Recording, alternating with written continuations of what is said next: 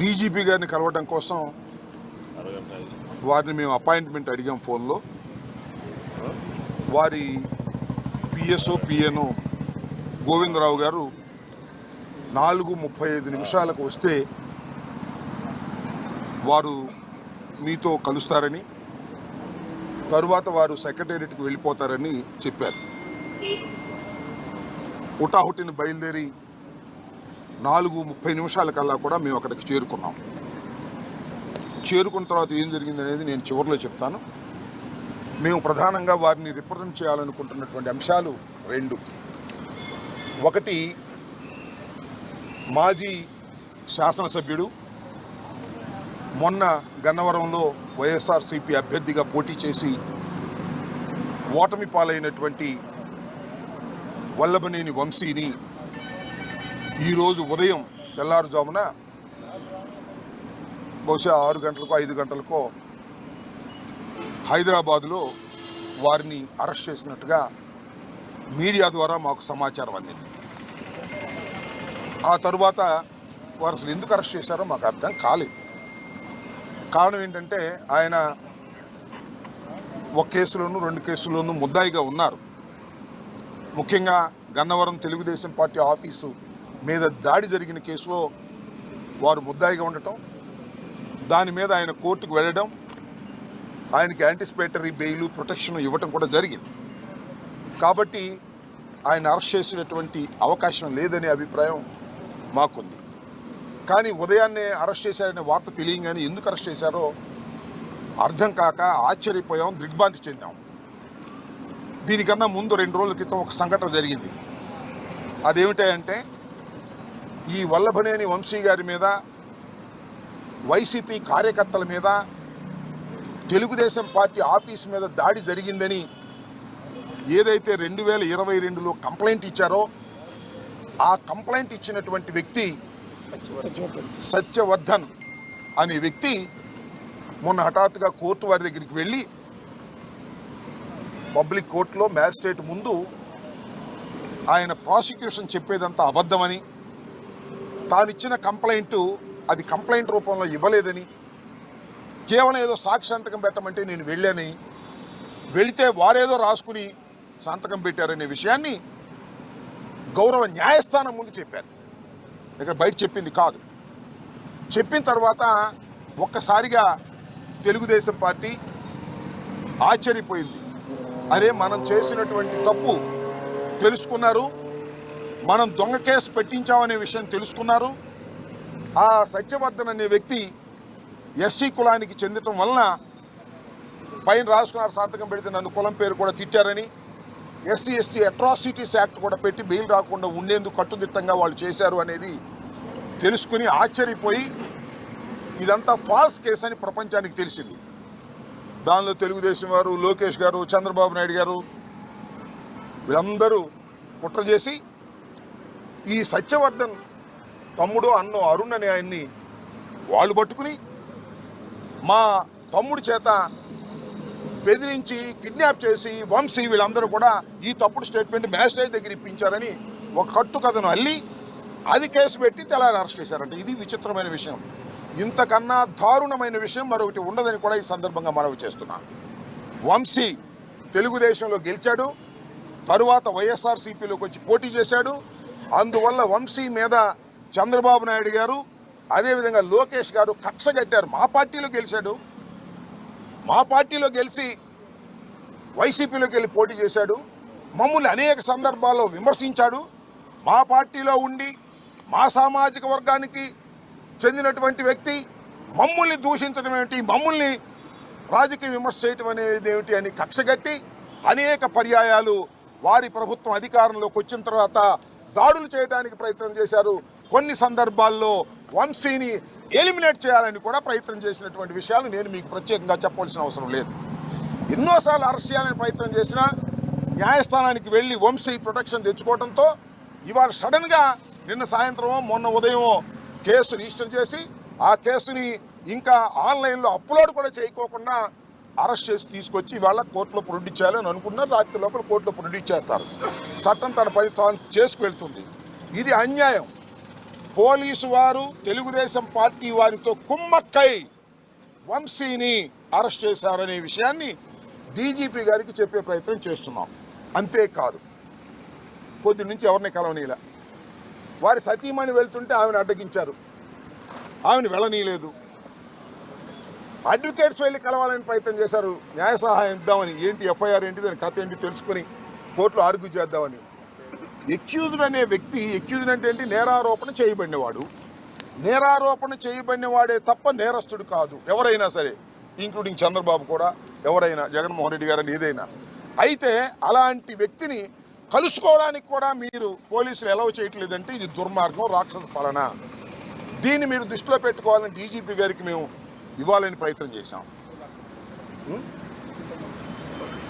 మా ప్రయత్నం చేశాం. అయితే ఇంత దారుణంగా జరుగుతున్న అంశాన్ని మీ ద్వారా ప్రజల దృష్టికి తీసుకొస్తున్నాం. డీజీపీ గారి దృష్టికి కూడా మా కర్మ ఏంటంటే కలవలేదు కాబట్టి మీ ద్వారా ఆయన కూడా డీజీపీ గారిని కూడా చూడమని కూడా మేము కోరుతున్నాం.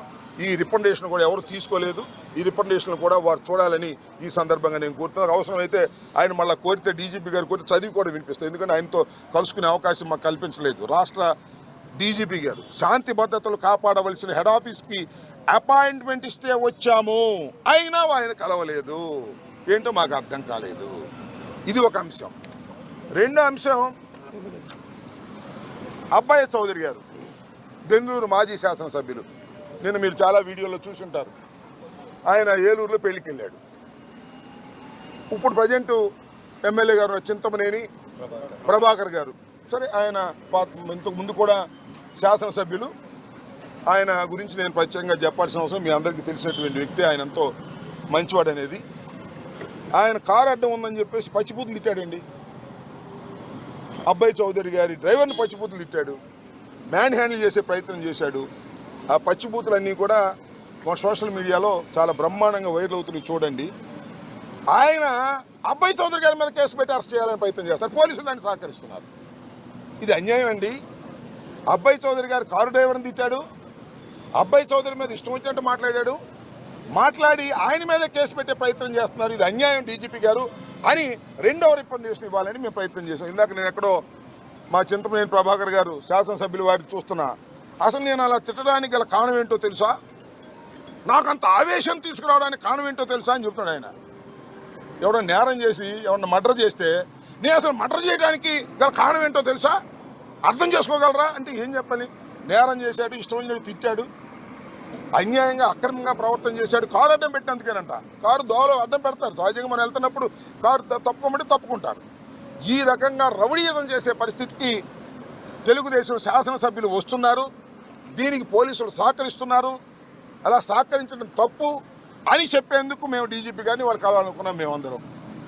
కానీ ఆయన కలవలేదు. ఆయన చట్టబద్ధంగా ఉన్నటువంటి వ్యక్తి కాబట్టి డీజీపీ గారు గౌరవనీయులు, ఐపీఎస్ ఆఫీసర్, మిమ్మల్ని కలవకపోయినా, మా రికమెండేషన్లు ఆయన తీసుకోకపోయినా ఆయన యాక్షన్ తీసుకుంటారు, ఈ ప్రెస్ చూస్తారు, ఈ మీడియా సమావేశం చూస్తారని నేను అనుకుంటున్నా. చూడకపోతే మా కర్మ, అది మేమేం చేయలేం. ఇక్కడ జరిగిన ఇంకొక విషయాన్ని కూడా చెప్పాలా. ఇవాళ మేము అప్పిరెడ్డి గారు మేమందరం కలిసి డీజీపీ గారిని కలవాలనుకున్నాం. డీజీపీ గారిని కలవాలనుకుని డీజీపీ గారి దగ్గర పిఎస్ గానో పిఏ గానో పనిచేస్తున్న గోవిందరావు గారికి ఫోన్ చేశాం. ఫోన్ చేస్తే ఇందాక నేను చెప్పినట్టుగా 4:35కి లోపు మీరు వస్తే ఆయన కలుస్తారు అన్నాం. మేము 4:30కి వచ్చి కూర్చున్నాం. పైన డీజీపీ గారు ఉన్నారు. అరగంట కూర్చున్న తర్వాత డీజీపీ గారు వెళ్ళిపోయారని చెప్పారు. వెళ్ళిపోయారు. సరే వెళ్ళిపోతే మేము ఏం చేయాలి, ఈ రిప్రజెంటేషన్ ఎవరికైనా ఇస్తామా అంటే ఎవరు తీసుకోలేదే, ఎవరు తీసుకోమన్నారు. నేను డీజీపీ గారు వెళ్ళిపోతే మేము ముందు అడిగి అపాయింట్మెంట్ తీసుకుని డీజీపీ గారి దగ్గరికి మేము వచ్చాం కదా. ఆయన బిజీగా ఉంటే ఉండదు, తప్పులేదు. తప్పు డీజీపీ గారు రాష్ట్ర శాంతి భద్రతలు కాపాడవలసినటువంటి ప్రధానమైన వ్యక్తి కాబట్టి బిజీగా ఉండొచ్చు. మాబోటి వాళ్ళని, అపోజిషన్లో ఉన్న వాళ్ళని, మంత్రులుగా ఊడిపోయిన వాళ్ళని, ఎమ్మెల్యేలుగా ఊడిపోయిన వాళ్ళని కలవలేకపోవచ్చు ఆయన అంత బిజీగా ఉంటే. కలవకపోతే నా ఇన్ఫీరియర్ ఆఫీసర్ ఇంకో ఆఫీసర్కి ఇవ్వండి అని ఎండార్స్ చేయాలి కదా గౌరవంగా ప్రజాస్వామ్యంలో. అది కూడా లేదు. ఎవరైతే తీసుకుంటారంటే ఎవరు తీసుకోరన్నారు. చివరికి గోడకు అంటి చూద్దాం, ఇక్కడ అంటించడానికి వెళ్ళేదన్నారు. What is this? ఎంత దుర్మార్గంగా ఉంది ఈ పరిపాలన అడుగుతా ఉన్నా. చంద్రబాబు పరిపాలన దుర్మార్గంగా ఉంటే పర్లా, లోకేష్ పరిపాలన దుర్మార్గంగా ఉంటే పర్లా, లేదా హోంమంత్రి అనిత గారి పరిపాలన దుర్మార్గంగా ఉంటే పర్లా, డీజీపీ గారి పరిపాలన ఆయన పేరేంటి, హరీష్ కుమార్ గుప్తా గారి పరిపాలన కూడా ఇంత దుర్మార్గం ఉంటే ఎలాగన్నా? అయ్యా, తమరు ఐపీఎస్ ఆఫీసర్, మీరు శాంతి భద్రత కాపాడవలసిన వారు. రేపు ఏదైనా కోర్టులో అడిగితే మీరు సమాధానం చెప్పాలి, అనిత గారు సమాధానం చెప్పరు, లేదు లోకేష్ గారు వచ్చి సమాధానం చెప్పరు, ముఖ్యమంత్రి గారు సమాధానం చెప్పరు, హరీష్ గుప్తా గారు వచ్చి సమాధానం చెప్పాలి. Is most senior officer. గౌరవం లేకపోతే ఎలాగూ?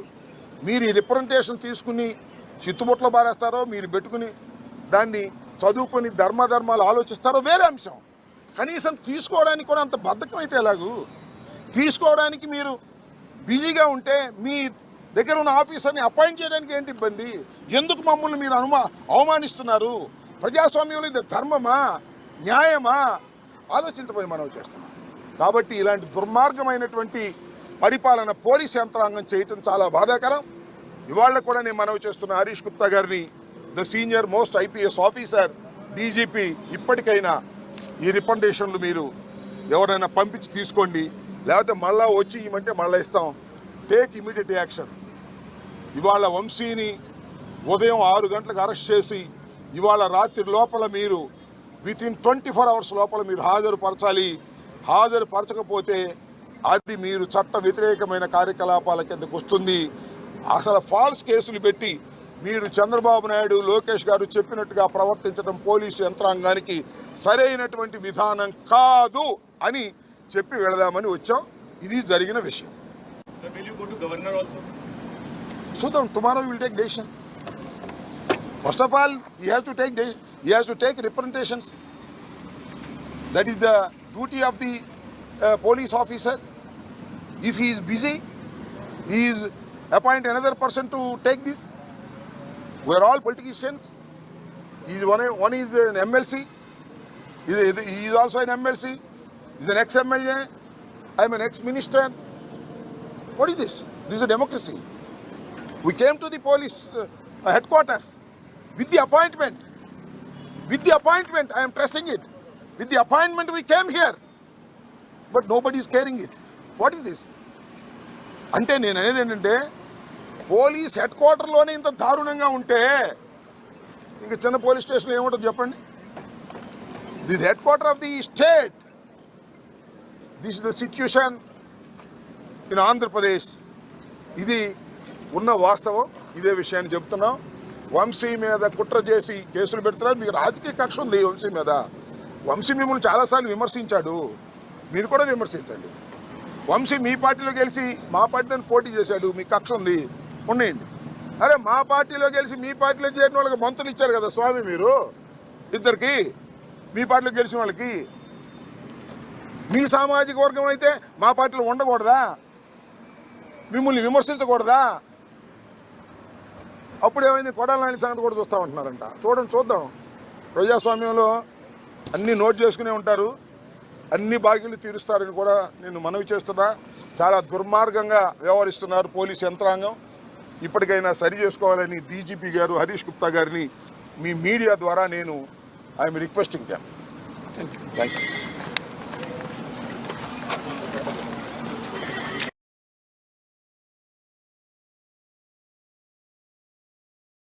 Subscribe to Social TV Telugu for more videos. Hit the bell icon for faster updates.